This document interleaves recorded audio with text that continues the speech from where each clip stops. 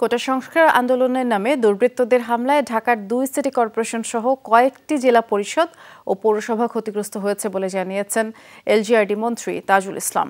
ঢাকা উত্তর সিটিতে এই ক্ষতির পরিমাণ প্রাথমিকভাবে 205 কোটি টাকা বলে জানিয়েছেন মেয়র আতিকুল ইসলাম। বিপুল ক্ষতির মুখে পড়েছে রাষ্ট্রীয় টেলিভিশন বিটিভি। পুড়েছে বর্জ্য অপসারণের compactor, container carrier, open truck, hydraulic ladder. কম্প্যাক্টরগুলো কোরবানির আগেই যোগ হয় ঢাকা উত্তর সিটির বহরে। পুড়েছে মশক নিধনের যন্ত্র, ওষুধের ড্রাম, গাড়ি, কাভার্ড ভ্যান, জলাবদ্ধতা নিরসনের পাম্প। এছাড়া সড়ক, মিডিয়ান, ল্যাম্পপোস্টের ক্ষতিও দৃশ্যমান।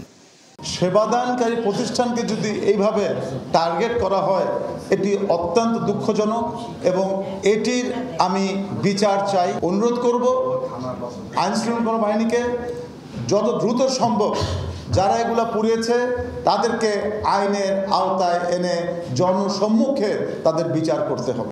এক সংবাদ সম্মেলনে স্থানীয় সরকার মন্ত্রী জানান, ঢাকা দক্ষিণ ও নারায়ণগঞ্জ সিটি কর্পোরেশন ভবন ও গাড়িসহ নানা স্থাপনা ক্ষতিগ্রস্ত হয়েছে হামলায়।